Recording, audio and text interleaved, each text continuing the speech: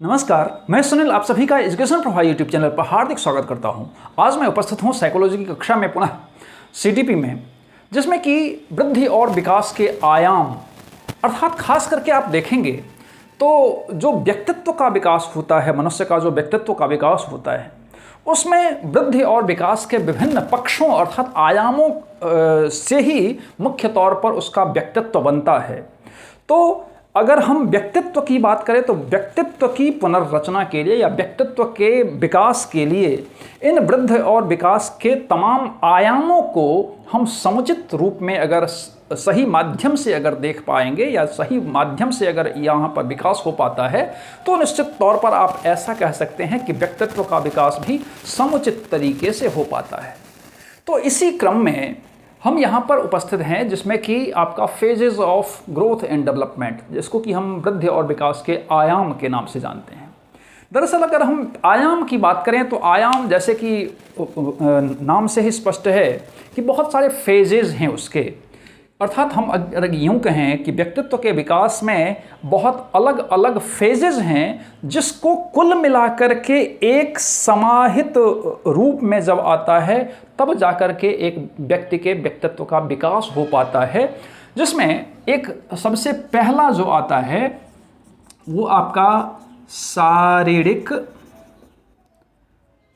एवं गामक विकास। अब ये शारीरिक एवं गामक विकास दरअसल आप सभी लोग जानते होंगे कि शारीरिक से संबंधित मतलब ये शरीर से ही संबंधित है, अर्थात हम ऐसे विकास की बात करते हैं इस शारीरिक और गामक विकास में जो कि क्या होता है कि बाह्य तरीके से परिलक्षित होता है। अर्थात जब हम बाहरी आकार से किसी ऐसे विकास की हम जब बात करते हैं, खास करके यहाँ पर ह्यूमन की बात हो रही है, मानव के ऐसे विकास से तात्पर्य है जिसमें कि हम बाह्य आयामों को देख सकते हैं, जिसमें कि उसकी ऊंचाई, उसके भार, उसकी लंबाई, उसकी चौड़ाई, उसके माप जिस प्रकार से हम कर सकते हैं वो मुख्य रूप से इस शारीरिक और गामक विकास में आता है। अब इसमें अगर देखेंगे तो इसमें बहुत सारे फैक्टर्स होते हैं जिसको कि ये संजोए हुआ रहता है, जिसके कारण से ये शारीरिक विकास एवं गामक विकास होता है। आप देखेंगे तो जब बच्चा बहुत छोटा होता है तो उसके वज़न भी बहुत कम होते हैं, वो उसकी लंबाई भी, उसकी चौड़ाई भी, उसकी ऊंचाई भी, उसके भार वगैरह भी सारे के सारे कम होते हैं। धीरे धीरे जब बच्चा बड़ा होने लगता है तो उसके आकार में भी वृद्धि होती है, उसके लंबाई में भी वृद्धि होती है, उसके वजन में भी वृद्धि होती है, सब कुछ परिलक्षित होता है। लेकिन क्या आप जानते हैं कि विकास केवल जो शारीरिक रूप से जो हमें परिलक्षित होता है क्या वही विकास है? तो नहीं, ये तो शारीरिक विकास जो हमें परिलक्षित होता है यथावत दिखाई पड़ता है, लेकिन ऐसे शरीर के अंदर भी बहुत सारे विकास होते हैं जो कि हमें परिलक्षित नहीं हो पाता है, जो हमें दिखाई नहीं पड़ता है, तो वो इस शारीरिक विकास में नहीं आते हैं। लेकिन इस शारीरिक विकास को देने में खास करके जो वंशानुक्रम हैं, वंशानुक्रम जो हैं, वंशानुक्रम का इसमें बेहद बहुत बड़ा प्रभाव पड़ता है। इसीलिए आप देखेंगे खास करके ऐसे देखे जाते हैं मैक्सिमम टू मैक्सिमम जिसके माता पिता नाटे होते हैं, उसके जो बच्चे भी होते हैं, संतान भी होते हैं, वो नाटे कद के होते हैं। जिसके माता पिता बहुत हाइट लिए हुए होते हैं उसके बच्चे भी बड़े होते हैं। जिसके माता पिता बहुत स्थूल होते हैं, मोटे होते हैं, वो उनके बच्चे भी खास करके आप देखेंगे तो ऐसे ही पाए जाते हैं। जिनके कृशकाय माता पिता होते हैं मतलब दुबले पतले, उनके बच्चे भी खास करके वैसे देखे जाते हैं। तो ये इस पर वंशानुक्रम का बेहतर प्रभाव पड़ता है, ये आप देख सकते हैं।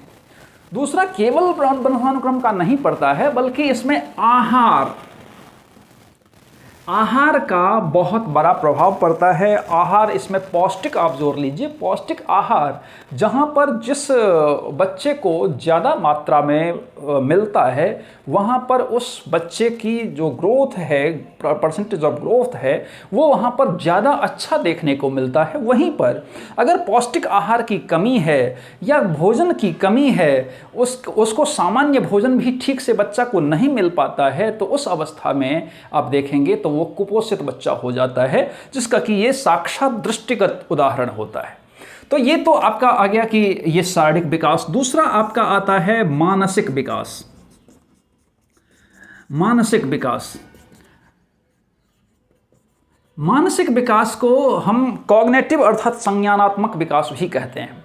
इसको हम मेंटल डेवलपमेंट भी कहते हैं या कॉग्निटिव अर्थात संज्ञानात्मक विकास भी कहते हैं। अब मानसिक विकास से तात्पर्य क्या है? तो मानसिक विकास जिस प्रकार से आप यहाँ पर देखेंगे कि यहाँ पर जो बाह्य आकार था, आकार प्रकार था, उससे शारीरिक विकास परिलक्षित होता है, ठीक उसी प्रकार से आप देखेंगे तो मानसिक विकास का तात्पर्य जो हमारे अंदर के मस्तिष्क से संबंधित विचार है, चिंतन मनन से संबंधित विचार है, उससे संबंधित है। अर्थात हम ऐसा कह सकते हैं कि मानसिक विकास एक प्रकार का वैसा विकास होता है जिसके माध्यम से कोई भी बच्चा किसी भी कार्य को करने में समर्थ हो पाता है या किसी भी समस्या का समाधान करने में वह सक्षम हो पाता है। क्योंकि आप देखेंगे कि जो बच्चा या जो व्यक्ति जिसका मेंटल डेवलपमेंट बहुत तेज़ी से हो रहा है या बहुत तेज़ है, वो बच्चा किसी भी काम को बड़े ही आसानी से कर लेता है, उसको समस्या का समाधान बहुत आसानी से कर लेता है, किसी भी जगह जाकर के अपना जो है वो पैठ बना लेता है। लेकिन अगर समस्या का समाधान बच्चा कोई नहीं कर पाता है, दैट मीन्स कि उसके जो कॉग्निटिव डेवलपमेंट हैं, उसके जो मानसिक पक्ष हैं, वो उतने मजबूत नहीं हैं, जिसके कारण से वो सारी समस्याओं का समाधान करने में अक्षम होता है। धीरे धीरे बच्चा जब बड़ा होता है, जब बच्चा छोटा होता है तो प्रत्येक बच्चा अपने माता पिता या अभिभावक पर निर्भर होता है। धीरे धीरे वो अपने काम को करने में समर्थ होता जाता है धीरे धीरे। तो ये सब सारी प्रक्रियाएं जो हैं वो उसमें तो ये मानसिक विकास तो है ही कि वो सारे सक्षम होते हैं। इसमें वंशानुक्रम और वातावरण इसका बहुत बड़ा प्रभाव पड़ता है। खास करके मानसिक विकास की हम बात करेंगे तो मानसिक विकास में अगर मान लीजिए कि वहाँ उसके वातावरण अर्थात उसके जो समाज हैं, उसके जो परिवार हैं, उसमें अगर सारे लोग पढ़े लिखे हैं और वैसा ही व्यवहार करते हैं तो उसका साक्षात परिणाम आपके उसके मानसिक विकास के ऊपर देखने को मिलता है। या यूँ कहें कि वंशानुक्रम का प्रभाव इस प्रकार से पड़ता है कि आप मैक्सिमम, क्योंकि बहुत सारे ऐसे भी पाए जाते हैं जो कि माता पिता एकदम से निराम मूर्ख हैं, लेकिन उनके जो बच्चे होते हैं वो IAS कम्पीट कर जाते हैं। तो ये अपवाद स्वरूप बहुत कम देखा जाता है। लेकिन नॉर्मली अगर हम बात करें तो हम ऐसा कह सकते हैं कि जिसके माता पिता बहुत पढ़े लिखे होते हैं या मानसिक विकास बहुत महत्वपूर्ण, बहुत परिपक्व है, तो निश्चित तौर पर उसके जो बच्चे भी होते हैं वो मानसिक विकास में परिपक्वता उनमें दिखाई या परिलक्षित हो पाते हैं। फिर आता है सामवेगिक विकास। तीसरा लिख देते हैं सामवेगिक विकास। अब ये जो सामवेगिक विकास है इसको हम भाव या भावात्मक विकास भी कहते हैं। दरअसल सामवेगिक विकास होता क्या है? तो सामवेगिक विकास हम उसको कहते हैं जिसके माध्यम से बच्चा किसी प्रकार का भाव प्रकट करता है। अर्थात भाव प्रकट करने वाला जो व्यवहार है वो संवेग में आता है। जैसे कि घृणा हो जाता है, क्रोध हो जाता है, हंसी हो जाती है, ये सब सारी चीज़ें जो हैं वो आपके संवेगात्मक विकास में आता है। तो सामवेगिक विकास जो होता है वो बहुत सारे तथ्यों पर प्रभाव पड़ता है। उसका वंशानुक्रम वातावरण पर प्रभाव बहुत बेहतर तरीके से पड़ता है।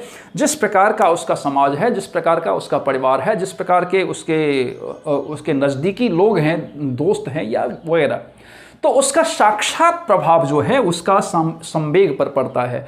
क्योंकि आप देखेंगे कि अगर एक परिवार ऐसा है जो कि धार्मिक रीतियों से परिपूर्ण है और उसके घर में हमेशा कुछ न कुछ धार्मिक प्रवृत्ति की चीज़ें होती रहती हैं, तो आप देखेंगे कि बच्चे भी धार्मिक प्रवृत्ति की तरफ बढ़ते जाते हैं। अगर बच्चे ये देखते हैं कि उसके घर में ऐसा है कि उसके घर में जो उसके पिता हैं या ऐसा है वो लूट मार करके खाना लाते हैं और फिर वहाँ से आते हैं, ये करते हैं वो करते हैं, उस प्रवृत्ति बच्चे में भी उसकी प्रवृत्ति आ जाती है। आप देखेंगे कि जो उसके माता पिता या पढ़ाकू टाइप के होते हैं उसके बच्चे भी उसमें पढ़ाकू की प्रवृत्ति बढ़ जाती है। जो अगर परिवार है और वो हंसी खुशी माहौल में अगर परिपोषित हो रहा है तो उसमें जो पल रहा बच्चा भी होता है वो ज़्यादा हंसी खुशी में वो मस्त रहता है। लेकिन जहाँ पर जिस परिवार में हमेशा टेंशन रहता है वहाँ पर आप देखेंगे कि बच्चे में भी वो क्रोध की भावना, घृणा की भावना, ये सब सारी चीज़ें वो मैक्सिमम पनप जाती है। तो ये ईर्ष्या, द्वेष, जलन, ये वगैरह वगैरह ये सब सारी चीज़ें इसमें पनप जाती है। तो इस पर आप देखेंगे तो परिवार का बहुत बड़ा प्रभाव पड़ता है उसके समाज में। वो किस समाज में रह रहा है, वो किस जगह पर रह रहा है, उसके मित्र मंडली कौन कौन से हैं, इन सारी चीज़ों का भावात्मक विकास पर या हम कहें कि संवेगात्मक विकास पर बहुत तेज़ी से असर डालता है। फिर आता है क्रियात्मक विकास। क्रियात्मक विकास से मतलब है क्रियात्मक विकास अर्थात मोटर डेवलपमेंट।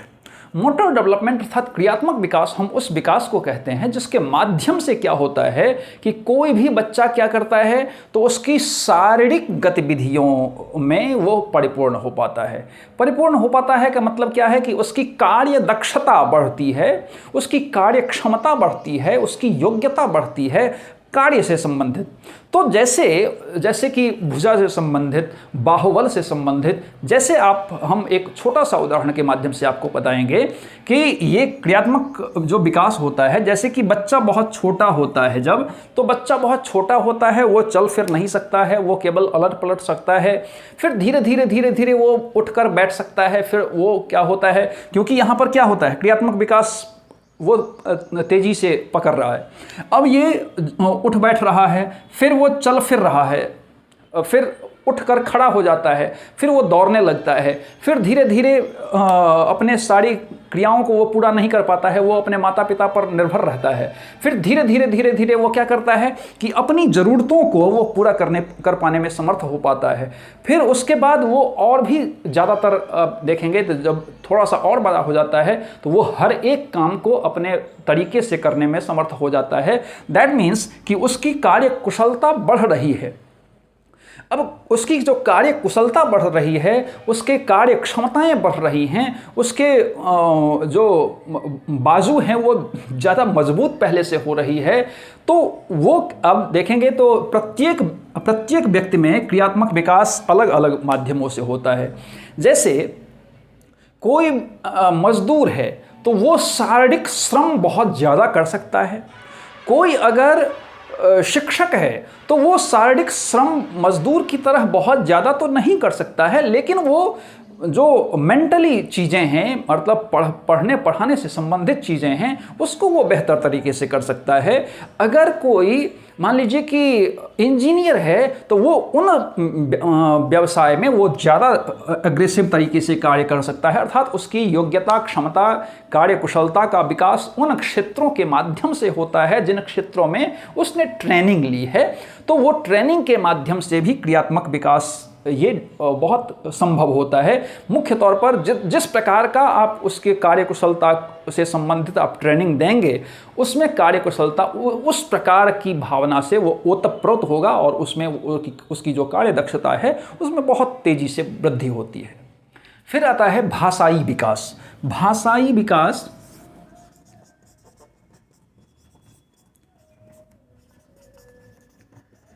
भाषाई विकास क्या है, तो भाषा से संबंधित, जैसे कि नाम से स्पष्ट है, भाषाई विकास भाषा से संबंधित।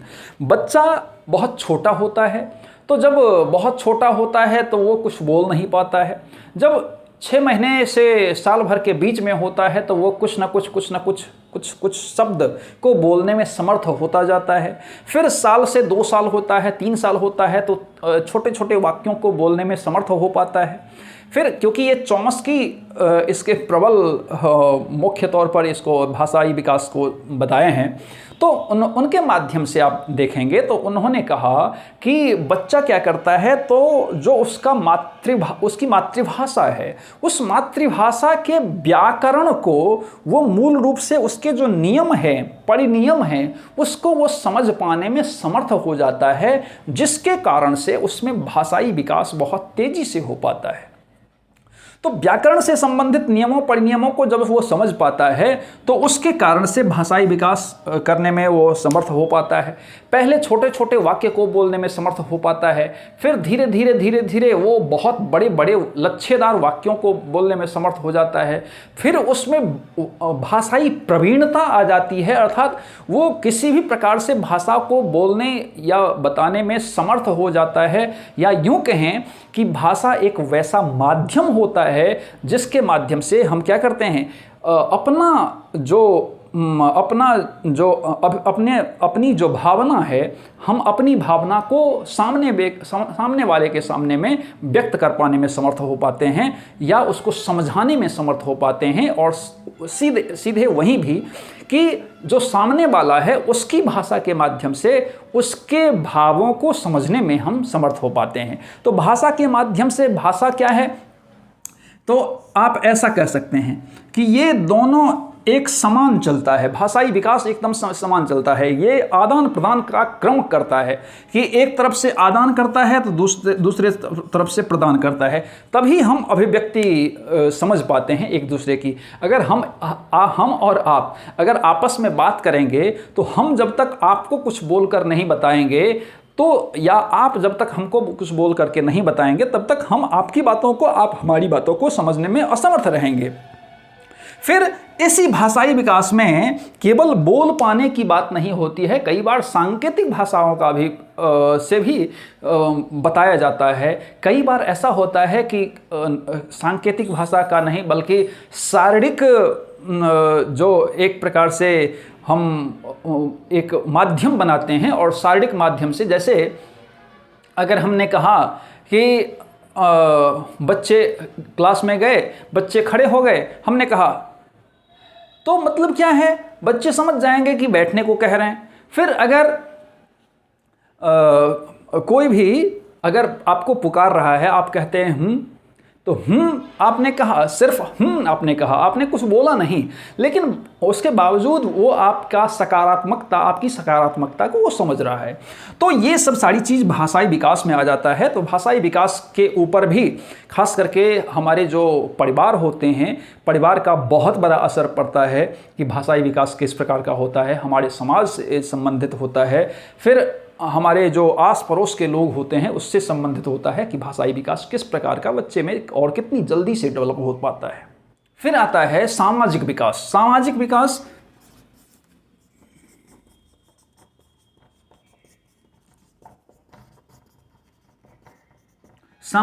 Social development.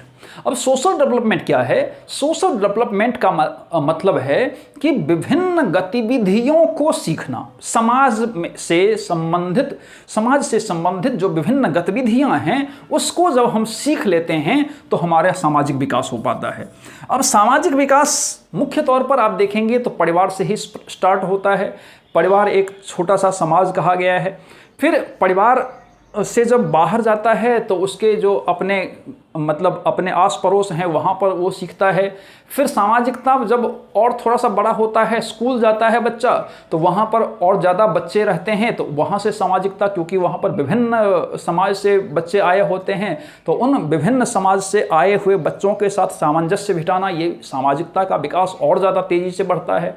फिर और ज़्यादा विकास होता है तो बच्चे के साथ एक अपना ग्रुप बना लेता है, वहाँ पर सामाजिक, फिर उसके साथ खेलना, उठना, बैठना, चलना फिरना। फिर जब बच्चा धीरे धीरे क्रमशः बड़ा होता जाता है, उसके सामाजिकता में क्रमशः वृद्धि होती जाती है।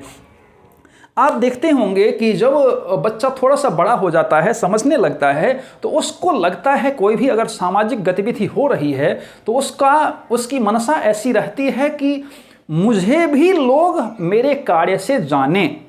तो वो ऐसी गतिविधियों को करने के लिए प्रेरित होता है जिसके माध्यम से उस बच्चे को भी लोग जाने, समाज के लोग, समाज की नज़रों में आना वो चाहता है बच्चा। तो वो क्योंकि उसकी सामाजिकता में वृद्धि हो रही है और वो सामाजिक नज़रों में आना चाहता है। तो अपनी सामाजिक नज़रों में आने के लिए भी बच्चा क्या करता है, अपना सामाजिक विकास करने की कोशिश करता है। तो विभिन्न गतिविधियों के मुताबिक आप देखेंगे तो जिस प्रकार से अगर हम ये वृद्धि और विकास के जो आयाम हैं, इस आयाम के माध्यम से एक संपूर्ण व्यक्तित्व का निर्माण होता है, जिसमें कि एक नहीं बहुत सारे पक्ष होते हैं, जिसमें शारीरिक एवं गांवों के विकास, मानसिक विकास, सामवेगिक विकास, क्रियात्मक विकास, भाषाई विकास, सामाजिक विकास और भी बहुत सारे विकास हैं, जिसके माध्यम से हम आप ऐसा कह सकते हैं कि ये फेजेस होते हैं किसके, तो ग्रोथ एंड डेवलपमेंट के। मुझे लगता है कि बहुत ही आसानी पूर्वक, बहुत सरल पूर्वक आपने इन सारी चीज़ों को समझा होगा। इसी प्रकार से पढ़ने के लिए आप एजुकेशन प्रभाव यूट्यूब चैनल को सब्सक्राइब कीजिए, लाइक कीजिए, शेयर कीजिए, कमेंट कीजिए और साथ ही बेल आइकन को जरूर प्रेस कीजिए ताकि आपको आने वाले सभी वीडियो मिलती रहे। धन्यवाद।